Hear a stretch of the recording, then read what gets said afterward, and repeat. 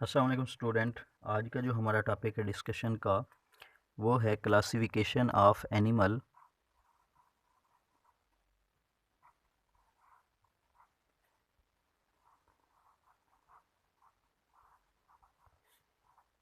Classification of animal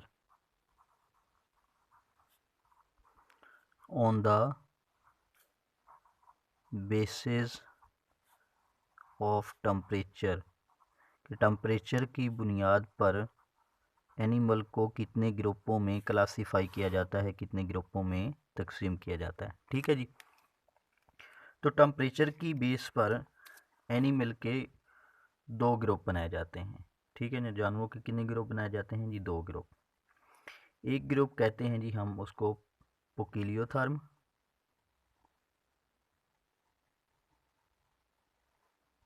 पोकिलोथर्म,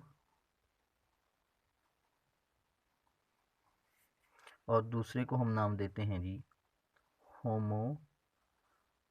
होमियोथर्म। ठीक है जी। पोकिलियोथर्म and होमोथर्म। अच्छा, अब पोकिलियोथर्म ऐसे एनिमल हैं जिनके बॉडी टेम्परेचर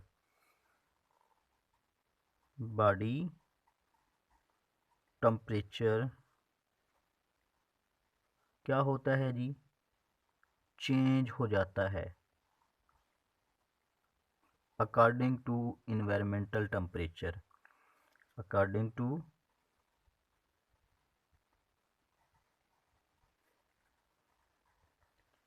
इन्वायरमेंटल टेम्परेचर। तो पोकिलियोथर्म ऐसे एनिमल हैं जिनकी बॉडी का टेम्परेचर चेंज होता रहता है इन्वायरमेंट के टेम्परेचर के चेंज होने के साथ साथ। ठीक है जी। तो ये क्या करते हैं? Do not maintain their body temperature, maintain their body temperature. ये अपने जिस्म के टेम्परेचर को मेंटेन नहीं कर सकते, मुस्तकिल नहीं रख सकते। ठीक है जी।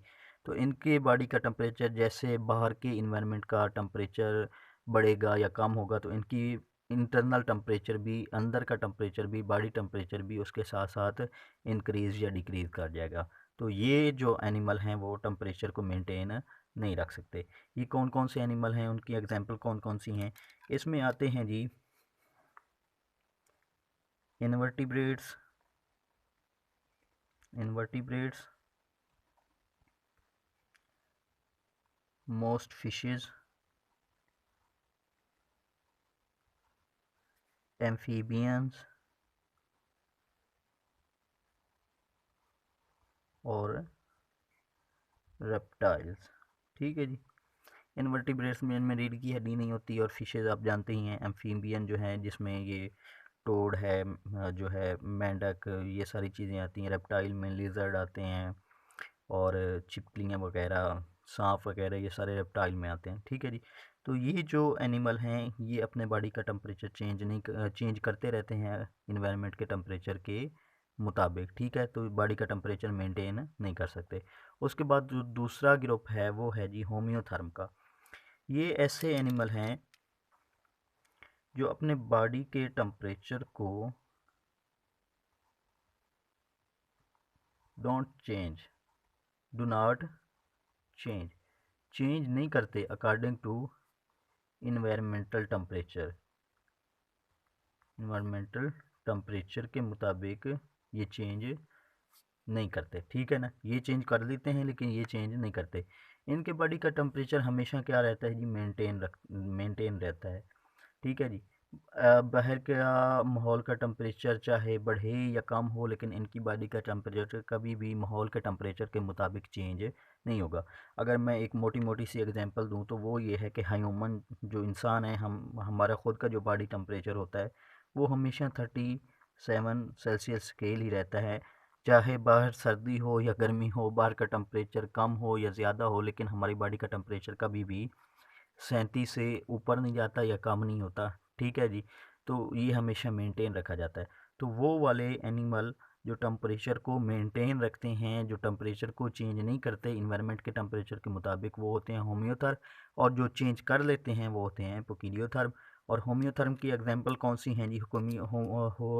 होम्योथर्म में आते हैं जी बर्ड, परिंदे एंड मैमल्स।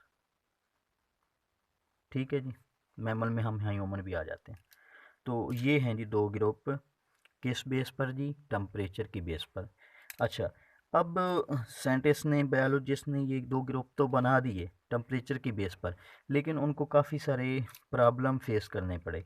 लाइक कहें तो कुछ जो उन्होंने क्या किया था, फिशेज़ को है वो पोकिलियोथर्म के ग्रुप में रख दिया था, लेकिन कुछ फिशेज़ ऐसी भी हैं जो अपने बॉडी के टेम्परेचर को चेंज नहीं करती, इन टेम्परेचर को मेंटेन रखती हैं। लाइक अगर कहें तो डीप सी फिशेज, समुद्रों की तह में रहने वाली जो मछलियाँ होती हैं, वो अपने बॉडी के टेम्परेचर को कभी भी इन्वायरमेंट के टेम्परेचर के साथ तब्दील नहीं करती। तो अब उनकी बात एक तो गलत हो गई, उन्होंने फिशेज़ में किसको रखा था, लेकिन बाकी सारी फिशेज़ जो हैं, मोस्टली फिशेज़ जो हैं, उनका टेम्परेचर तो चेंज हो जाता है, लेकिन इनका टेम्परेचर चेंज नहीं होता। तो अब प्रॉब्लम हो गई। ठीक है जी, दूसरी प्रॉब्लम क्या हुई जी? रेप्टाइल्स जो हैं, इन्होंने कहा कि इनके बॉडी का टेम्परेचर भी इन्वायरमेंट के साथ चेंज हो जाता है, लेकिन इसमें जो लिजर्ड है, छिपकलियाँ जो हैं, उनका टेम्परेचर भी चेंज नहीं होता, डोंट चेंज, वो भी चेंज नहीं करते, जबकि सारे रेप्टाइल जो हैं वो पोकिलियोथर्म में रखे गए। इसके अलावा कुछ हैं हमारे पास और भी बर्ड्स और मैमल जो कि इस ग्रुप में हमने रखे हुए हैं। उनमें से कुछ बर्ड्स और मैमल ऐसे हैं जो टेम्परेचर को चेंज करते रहते हैं इन्वायरमेंट के माहौल के मुताबिक।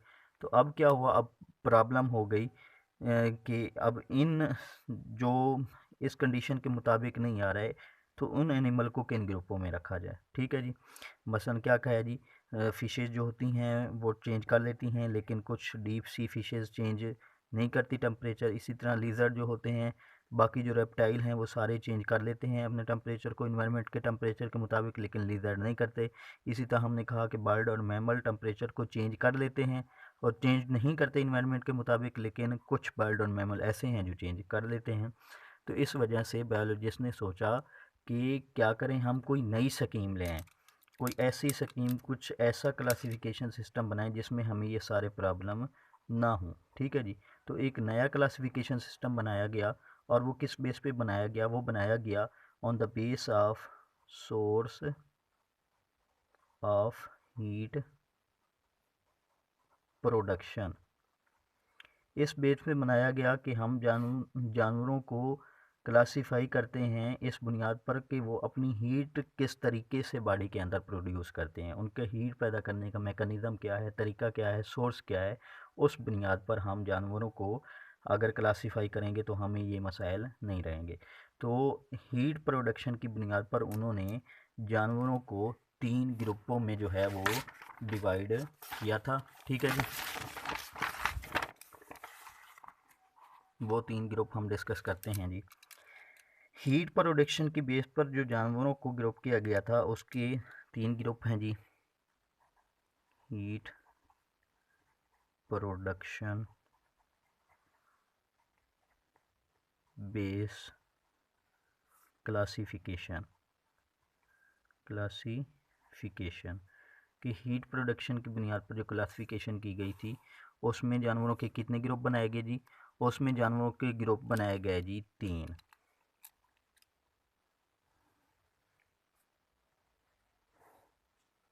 ठीक है जी, एक हैं जी एंडोथर्म,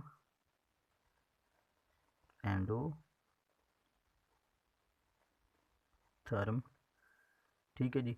दूसरे हैं जी एक्टोथर्म,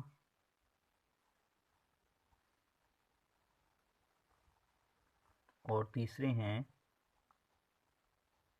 हेट्रोथर्म। अच्छा जी, अब एंडोथर्म जो हैं ये कौन से एनिमल हैं? ये ऐसे एनिमल हैं जिनकी बॉडी के अंदर हीट प्रोड्यूस होती है, हीट प्रोड्यूस कहाँ पे होती है, इन द बॉडी, जिस्म के अंदर हीट प्रोड्यूस होती है। कैसे? बाय मेटाबॉलिज्म, मेटाबॉलिज्म से मेटाबॉलिज्म करते हैं वो अपने जिस्म के अंदर फूड की तोड़फोड़ करते हैं और उससे भी क्या करते हैं कि हीट प्रोड्यूस करते हैं। तो ऐसे एनिमल जो हीट प्रोड्यूस करते हैं अपनी बॉडी के अंदर, ठीक है ना, मेटाबॉलिज्म के थ्रू, वो क्या कहलाते हैं, एंडोथर्म कहलाते हैं। और ऐसे जो एनिमल हैं वो टेम्परेचर को क्या करते हैं जी, मेंटेन रखते हैं या रेगुलेट रखते हैं, रेगुलेट करते हैं, regulate their body temperature, body temperature at low level, low level पर बॉडी टेम्परेचर को मेंटेन रखते हैं, ठीक है। तो एंडोथर्म कौन से एनिमल हैं? ऐसे एनिमल हैं जो मेटाबॉलिज्म करके अपने जिस्म के अंदर हीट पैदा करते हैं और ये अपने टेम्परेचर को लो लेवल पर मेंटेन रखते हैं। इसकी एग्जांपल में कौन कौन से आते हैं? इसके एग्जांपल में आते हैं जी सम फिशेज, कुछ फिशेज, सारी नहीं, सम फिशेज, ठीक है जी।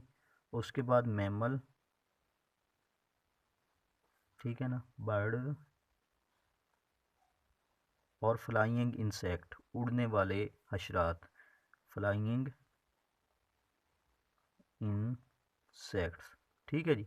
तो ये सारे एनिमल जो हैं किस में आते हैं? एंडोथर्मिक, क्योंकि ये सारे एनिमल जो हैं वो अपने जिस्म के अंदर मेटाबॉलिज्म करके हीट प्रोड्यूस करते हैं और दूसरा अपने टेम्परेचर को लो लेवल पर रेगुलेट कर लेते हैं।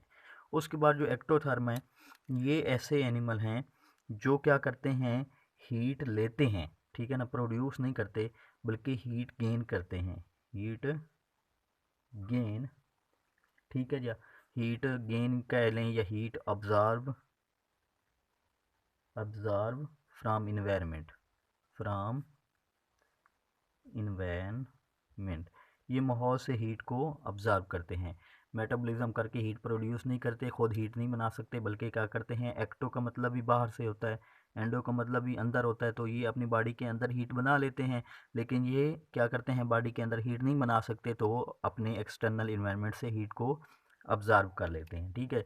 और ये क्या करते हैं, ये वाला जो पॉइंट है, ये भी अपने टेम्परेचर को ये कर लेते हैं रेगुलेट, लेकिन ये क्या करते हैं, डू नॉट रेगुलेट, ये रेगुलेट नहीं कर पाते, ठीक है जी, within a low range, within a tolerable range, ये रेगुलेट नहीं कर पाते, ठीक है जी।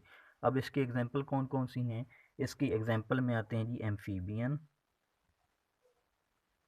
एम्फीबियंस और रेप्टाइल्स, ठीक है जी, ये हैं जी एक्टोथर्म। उसके बाद हेट्रोथर्म कौन से होते हैं जी? हेट्रोथर्म ऐसे एनिमल हैं जो क्या करते हैं, हीट प्रोड्यूस करते हैं, प्रोड्यूस हीट, हीट कैसे प्रोड्यूस करते हैं? मेटाबॉलिज्म करके, जिस तरह के एक्टोथर्म करते थे, मेटाबॉलिज्म करके, ठीक है जी। मगर यहाँ पे एक्सेप्शनल केस क्या है, फ़र्क क्या है हेट्रोथर्म और एंडोथर्म का? क्योंकि एंडोथर्म भी हीट प्रोड्यूस करते हैं मेटाबॉलिज्म के थ्रू, ये भी हीट प्रोड्यूस कर रहे हैं मेटाबॉलिज्म के थ्रू, मगर फ़र्क ये है कि ये हीट प्रोड्यूस भी करते हैं और अपने टेम्परेचर को रेगुलेट भी रखते हैं, लेकिन ये do not regulate, do not regulate their body temperature at low level, लेकिन ये अपने बॉडी के टेम्परेचर को लो लेवल पर मेंटेन या रेगुलेट नहीं कर पाते। लेकिन हीट पैदा करने का मैकेनिज़्म हेट्रोथर्म और एंडोथर्म का सेम है, क्योंकि ये भी मेटाबॉलिज्म से हीट लेते हैं, अपनी बॉडी के अंदर पैदा करते हैं, और ये भी मेटाबॉलिज्म से अपनी बॉडी के अंदर पैदा करते हैं, लेकिन ये टेम्परेचर को रेगुलेट नहीं कर पाते। और एक्टोथर्म क्या करते हैं, इन्वायरमेंट से हीट ऑब्जर्व करते हैं और टेम्परेचर को भी रेगुलेट नहीं कर पाते एट लो लेवल, ठीक है। और इसकी एग्जांपल कौन कौन सी हैं? इसमें आते हैं जी बैट्स, चमगादड़ और हमिंग बर्ड, ये छोटे छोटे जो परिंदे होते हैं, हमिंग बर्ड, ठीक है जी, ये इसकी एग्जांपल है, ठीक है जी। तो हमारा जो टॉपिक था थर्मो रेगुलेशन इन एनिमल वो कंप्लीट हुआ, और हमने एनिमल की क्लासिफिकेशन भी डिस्कस कर ली टेम्परेचर की बेस पर। ठीक है, इंशाल्लाह नेक्स्ट वीडियो में हम टॉपिक को डिस्कस करेंगे कि इन्वायरमेंट में और एनिमल की बॉडी के अंदर हीट एक्सचेंज कैसे होती है। ठीक है जी, थैंक्स।